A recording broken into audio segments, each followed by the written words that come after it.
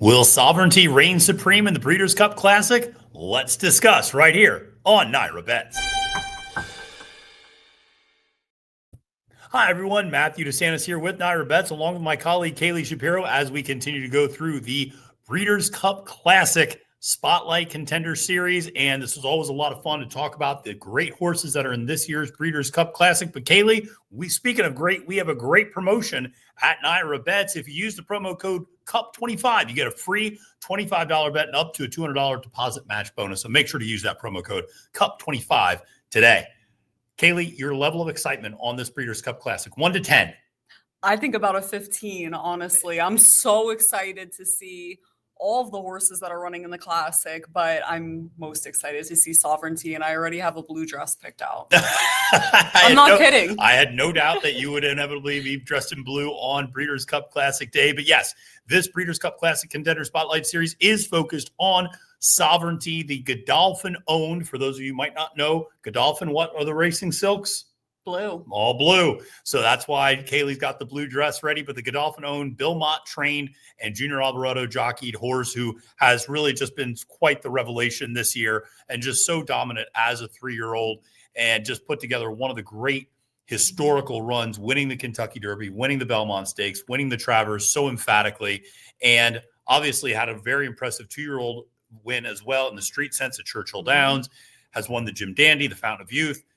He has been a remarkable horse, Kaylie, and you have been on him since last October. So I'm going to cede the floor to you. Talk a little bit about what really stands out about Sovereignty as a horse. I mean, if I'm going to talk about all the things that stand out with Sovereignty, I think that we'd be here for about an hour. I think that he's, not trying to be funny here, but he's just an amazing horse. I mean, you look at him, you could literally not make a better built or better moving horse in a lab. I mean, this is what Godolphin has been trying to get for so many years with their breeding operation.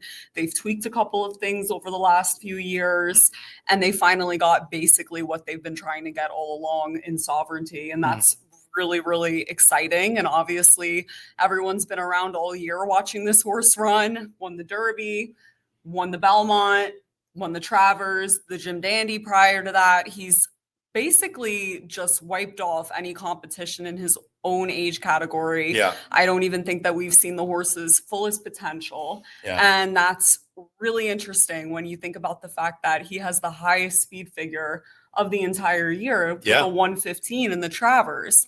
That's higher than any horse, not just 3-year-olds. So not only has he easily beat those in his own category, but he's also coming into this with the highest figure out of any horse. Absolutely. An incredibly impressive horse. You mentioned the way that Godolphin has bred this horse is sired by Into Mischief, who of course stands at Spendthrift and is one of the great generational sires that we had the privilege of seeing recently out of a Bernardini mare.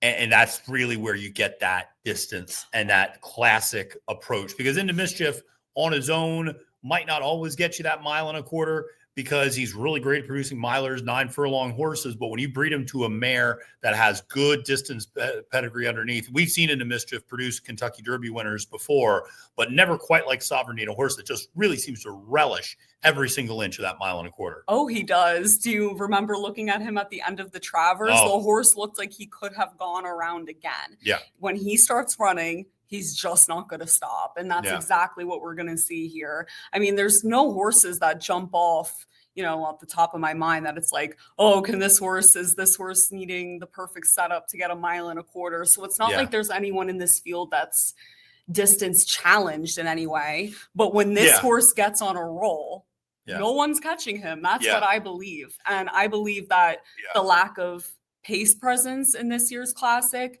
helps him out even more. Not like he needs the help. I mean, if there was a lot of pace, he would just sit further back and make a run. With not too much pace, he can sit a little closer. We've seen him adjust his running style throughout the year. That also speaks to why this horse is so great. When you think about it, try to name great horses that had to change their running style and were successful with it. The list is pretty short. If especially on the dirt, especially on the dirt. And I would does say, both so well. Yeah. He can sit close to the pace. Even I think back to the Jim Dandy, or maybe it was the Belmont. Yeah, he's at much closer than the Belmont. Or maybe it was the Travers. Yeah. I can't remember which, but there was one where Junior quite literally just went like this and stopped riding once the other horses, came creeping up. Yeah, in the Jim Dandy. He let Baeza just go. He Yeah. was like, go ahead, I'll see you later, Yeah. type of thing. It's crazy. I mean, Junior rides him so great and well, and obviously fits really well with the horse. Yeah. And I'm not saying that he's too confident, but because you never see Junior like that. He's not really a cocky rider. No, he's not. a very humble rider. So the fact that he rides this horse like that, he knows what he has underneath him. He does. He's an incredibly impressive horse, and we'll take a look at a few spotlights throughout the year. And we'll start with the Kentucky Derby, where he was sitting much further back. But Junior, as you mentioned, started to time that run, and he knew who he had to beat that day, which was Journalism, who's also going to be in the Breeders' Cup Classic, obviously. And he had an eye on Journalism, and he kind of made the move before Journalism did, in that he started getting the engines revving, even though he was sitting behind Journalism. And so when Journalism made his move, Sovereignty was only a length or two off of him. And the stretch run, listen, you just see, at the top of the stretch, you see those Godolphin Blue Silks, and Junior goes to the crop once or twice. And, Umberto Rispoli's asking Journalism for everything he's got. And you see Junior's not even really riding Sovereignty that hard here. And he still is able to just go by once he hits that next gear. I mean, obvious. This race is one of my favorites. I know it's the Derby, obviously the breakout race. I cannot believe this horse went off at 7:01 that day. We will for sure not be getting 7:01 in the Classic. Yeah. But obviously, I was so excited watching that. And yeah, you're right. He beat Journalism from behind. And then after that, when they met up again, Journalism tried to get almost the jump on Sovereignty in a way, and it didn't work out. So no matter which way they try to beat this horse, it does not work out. So just if we're going in chronological order, a lot of what people were saying after the Derby, it was a wet track. So now let's see the next race. Right, exactly. Well, it was a wet track. So the Belmont Stakes, there was rain earlier in the day, but it really dried out, and it was considered a fast track by that point. Some people say, well, there's still some moisture in it, but there was really, it was, like I said, it wasn't rated as a fast track at that point. And Journalism, listen, Umberto Rispoli kept him wide the entire time after all the trouble he got into in the Preakness. And, what happens here is, again, Rispoli tries to get the jump, but here comes Sovereignty. And again, Junior is just shaking the reins here and barely even going to the crop. And here you can really see the horse's movement. I mean, in the Derby, it was hard to tell. Obviously, the weather was insane. But here, look at the motion of this horse compared to everyone else. One stride of his is like two of another's. And listen, Journalism is a really nice horse. Sovereignty looks like a beast next to him. Yeah. Look at them going away, too. Yeah. Sovereignty from behind is wider than literally any 4-year-old or 5-year-old that I've seen lately, maybe besides Sierra Leone. Yeah. I mean, he's just a physical specimen. Maybe Harley. Harley might have a bigger behind. We're not sure. Maybe. But But Sovereignty quite literally moves like an accordion. I'm just saying that once that horse starts going, the movement that he has, there's really no stopping with him. There isn't. And, it only continued throughout the Southern, that Jim Dandy, very impressive. And what stood out in that Jim Dandy was the way Junior could just joystick ride Sovereignty. Oh, go into this spot. Oh, no, stop. Okay, move over here. All right, now let this car go by. Now, okay, stop, move it forward. Normally, you give a horse 3-4 instructions throughout the course of a race. The horse is going to get a little frustrated, a little worn out, a little confused, understandably so. Sovereignty, what stands out to me is his intelligence, is when Junior gives him multiple directions, he knows exactly what to do. And he doesn't get flustered. It's almost like he knows he and Junior are on the same page with regards to, okay, I know what I need to do next. Okay, I know what I need to do now. And it really came to fruition in the Travers. It was a short field, and I had to really go back quite a ways in the race to find a clip that actually had Magnitude in it at all. But Magnitude was leading the race, and there he is. Goodbye, Magnitude. But here comes Bracket Buster, who actually goes back to win the Oklahoma Derby in his next start. Nice horse. Sovereignty. Very much so. 105, I think so. And And Sovereignty just blows by. And again, Junior's just shaking the reins here and keeps the horse straight basically with the crop. And it's just impressive to see him draw off. And again, that's a grade 3 winner that's right behind him. That is a really nice horse. Oh, I have chills, honestly, all over my body watching that replay. It really just never gets old. I mean, there's magnitude. That's pretty emotional, even to rewatch. I mean, that's a special horse. Yeah. You just tap him once, he goes. He's not even asking him. He's, that. I can't say too many positive things about this horse. I don't want to jinx him, you know what I mean? But he's a really special horse, and what a treat it is to just sit here and watch these replays. I mean, he's so exciting. He is. And I think the one thing that really stands out about Sovereignty is obviously his versatility. He can sit a few different types of trips. In the Classic, there's not going to be a ton of pace in all likelihood. Fierceness, maybe a horse like Nevada Beach for Bob Baffert. But outside of those two, there's not a lot of front end presence. So it obviously, depending on the draw, Junior could try to get this horse laying as close as 3rd or 4th in the early going of the race and making sure, hey, unlike Sierra Leone, I'm not going to give myself too much to do if they're not going to grow very fast up front. And I think that gives him a lot of versatility. But obviously, Kaylie, the one question mark, we need to address the question mark, is he hasn't faced older horses yet. He has been the best of the 3-year-old crop. He's easily bested a horse like Journalism and everybody else who's come in his path. But now he's facing Fierceness. He's facing Sierra Leone. He's facing Mindframe. He's facing Forever Young. He's facing battle-tested older horses who have danced a lot of dances, who have a lot of grade 1s under their belt. And in the case of Sierra Leone, was last year's Breeders' Cup Classic winner. For sure. And that is a fair question to ask. But for me, it's just not really a question. I mean, I know he stacks up with these horses. So it's a matter of if one of them freaks, one of them freaks. I don't even think that the horse can be beat tactically. I mean, like you said, they can lay pretty much wherever they want to with the horse. And I'd imagine that they're going to want to be sitting probably a mid-pack trip. And Junior has a really good internal, clock that he can judge. Yeah. Okay, is Fierceness running away with this right now? Do I have to start moving? Type of thing. The horse is going to listen to his cues. He's going to be positioned in the exact spot he needs to be. And this horse can sit just about anywhere, just like what we've seen.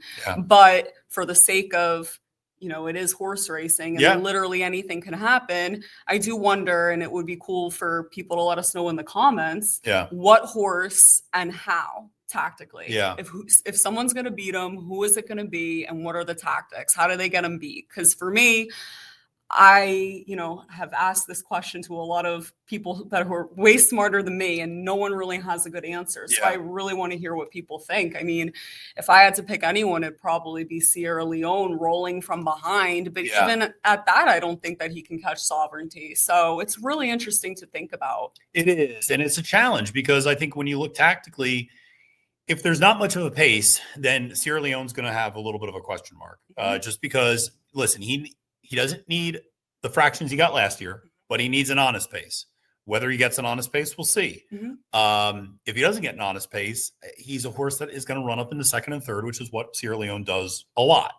And, it's going to be hard to beat him from behind. Now, you mentioned if Fierceness can just kind of, and Johnny V aboard, how many times have we seen Johnny V put everybody to sleep up front? And suddenly next thing you know, they're in the winner's circle. And so, Fierceness is a horse. If you let him get alone up front, we saw him in the Pacific Classic. He doesn't stop when he's kind of in getting that perfect trip, and he doesn't back up. And it's going to be interesting because, listen, a couple of years ago, you and I were both at Keeneland before we started here at NYRA Bets, before we ever knew each other. We were both at Keeneland. We saw Flightline absolutely freak and put on a show in the Breeders' Cup Classic, and that was the most confident I've ever been in a horse race. I had no doubt in my mind he was going to win that race and put on a show doing it, and he did.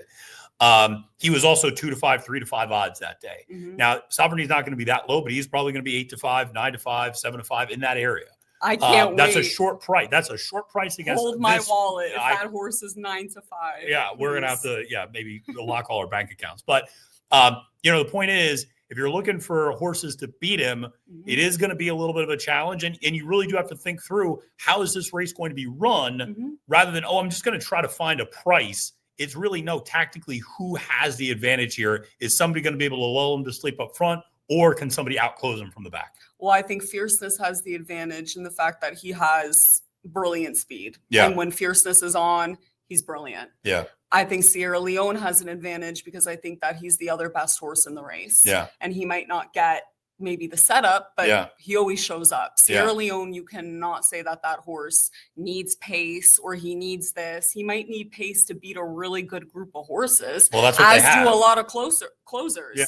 But this horse shows up no matter what. Yeah. So to me, you know, if I think anyone can beat Sovereignty, which obviously I don't really think that way. He's my top pick here. It's going to be by a horse that's just, you know, comparable to him. And when I'm trying to think of the two horses in here that are comparable to Sovereignty, it's only Sierra Leone and Fierceness. I could not imagine any other horse.